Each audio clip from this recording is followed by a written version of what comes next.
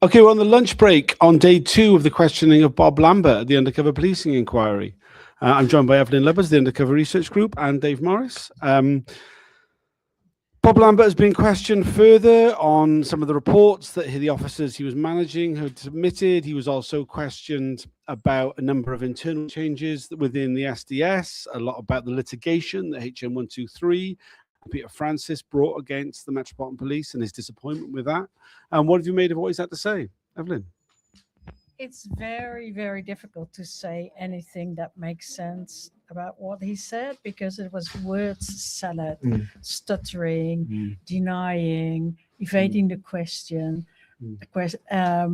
David Barr got very sort of irritated with him at some point because he said, "You're not answering the question, you're not answering the question, you're not answering the question." And then he still managed to, and there was a lot of passing the buck, like to undercovers who he was managing, who he was responsible for. He just put whatever they did in as their responsibility, as if there was no, he wasn't there, basically. So it was very frustrating, and it was very hard to listen to. Because it's so difficult to unpick what he actually acknowledges or not. I mean, he's very evasive. I mean, particularly, I noticed the whole thing about, was Peter Francis invited to the 40th anniversary or not? He said, no, he didn't invite him. Then he word saladed for a good 5 minutes before admitting, yes, he did invite him. It was just, it seemed like needless time wasting. He was grinning like an idiot during the whole time, finding it all very amusing that he was managing to waste so much time, it felt. Yeah, the grinning is it's very specific. There were more times when he was seemed to be really enjoying himself or remembering things that he was not going to share with us. It makes you think, what games are being played here. Dave? Yeah, I think the significant thing about the Peter Francis and the 40th anniversary of the SDS commemoration is that Peter Francis has testified about this being a really big deal. Because he was Peter Francis, while he was an officer, was praised to the skies about the great intelligence he was producing, which seemed to be mainly about family justice campaigns, which I'll come to in a minute. But he became increasingly disillusioned with the SDS. There was parts of the evidence today where there was a picket of a police station. Was it Kennington Police Station? Yeah, it was resulting from the Brian Douglas. The Brian Douglas family campaign, who was a black person who'd been killed by the police, I believe. And Peter Francis says in his evidence, that he looked around and he thought, what am I doing here? I mean, the family are here, they're commemorating their loved one. Why are we here? And, this is really out of order, basically. And apparently there was a conversation that Peter Francis said, where he says, we shouldn't be doing this. And somebody said to him, well, what should we do? What should the police do? And Peter Francis he said, stop fucking killing black people. Of course, Lambert conveniently doesn't remember that, and he doesn't remember all kinds of things he doesn't want to remember, but some things he remembers crystal clearly. He's remarkably clear when he wants to be, isn't he? Remarkably clear. I mean, I thought the best thing today, there wasn't a lot that was great, but was Barr, the council, put to him, a number of documents about family justice campaigns. Why are you reporting on this? And their line up to now has been, oh well, because the left-wing parties are trying to exploit these campaigns or whatever, and that's our job to sort of know what all these left-wing groups are doing. And the left-wing groups were just supporting, selling papers at events, whatever. And he put to him, why are you reporting on these? You're not the left-wing groups aren't doing anything reportable. The family justice campaigns aren't. And Lambert basically said, our customers want this information. Yeah. That means basically other sections of the police, security services, and whatever. And why do they want this completely irrelevant, non-public order kind of information? Because they're obsessed with the damage that family justice campaigns can do to the reputation of the police and the state. So I thought that was the best bit today so far. Yeah, I think Barr's approach has changed a bit from the last time that Lambert appeared in front of him a couple of years ago. I think he's much more willing to cut him off. He's like stopped him dead. He's made him move on. He's demanded he answer the question. So many times, we've just had this word salad, this nonsense coming out of Lambert, and Barr has intervened and gone, no, this is the question. Can I just jump back in? Yeah. Also, just about the 40th anniversary commemoration.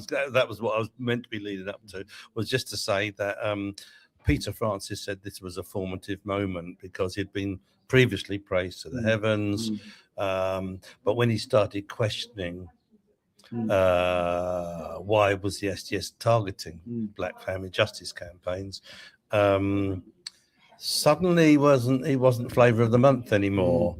And we saw some documents today where, they're starting to slag him off and, possibly invent all kinds of allegations against him to kind of smear him as one of their own officers, and basically close down his deployment.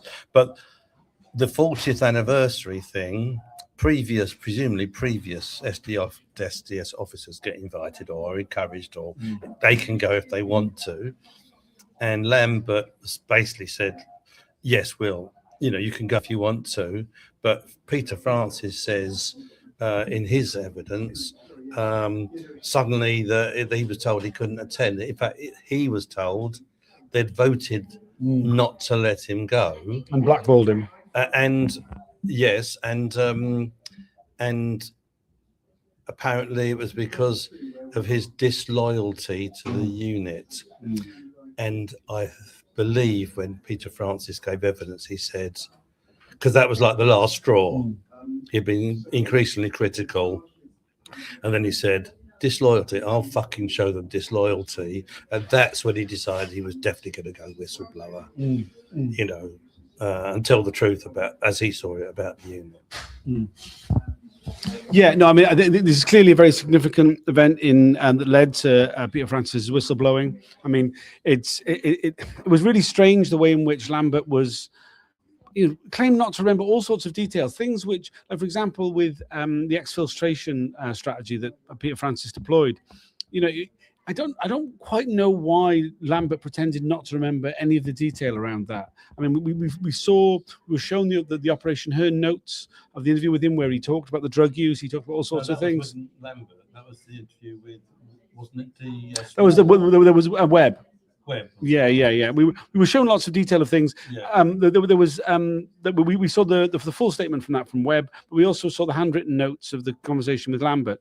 And he was just, no, I never said this, I never said that. He went through like half of it, sort of claiming that the Operation Hearn officers were lying, which seemed a bit over the top, really, given that it's handwritten notes from a meeting. I don't know why he felt the need to do that when it's part of it. It fits into his overall thing that this man was unreliable. But I mean, it's sort of like it all seems to be part of like Lambert's approach to this whole thing, where he just like plays down everything, whether it would suit his purposes or not. Really, it was very strange. Yeah, it's like there's this strategy that in crisis management where you go deny, delay. There's 4 Ds. I can't remember the other one, but the D, those two is basically what he's doing. He's just sort of buying himself time or just wasting time of those 4 days that have been allocated to him, which is quite a lot. It's the most of what all managers get. Most of them only get half a day, and he's just wasting time with his word salads, and then and also you can see him using the time where he pretends not to remember, and producing stuttering circles of sentences of like, what am I going to say? What am I not going to say? There's no way I believe he doesn't remember, or he can't make phrases, or like the entire dementia approach he had last time. He tries to get back into that sometimes, but also you see him like with the weird smirks and smiles. He's really enjoying him, or like he seems to be enjoying himself, like I said before, with memories that he's not willing to share. It's like really difficult to listen to, and to process, and to think like, you're just wasting the inquiry's time, and that is gross. Can I say, I think today it seems to have reverted back to last time he attended, where he was time wasting the whole time basically. But I think yesterday there was a lot of things achieved. Accidentally, I felt in many cases. I don't know, because the documents were basically so strong that he couldn't deny everything. I mean, yesterday I made some notes. He basically accepted that the golden rule, which was that the security of the operations, the SDS, is the most important. That trumps everything else. So it doesn't matter whether it's sexual relationships, criminality, whatever, and that what he said yesterday was it goes right to the top. Basically, everybody with the sexual relationships, everybody was basically covering up to ensure that nothing ever got out publicly. And also accepted basically that SDS has no moral code, whatever they could get away with. What was the other thing?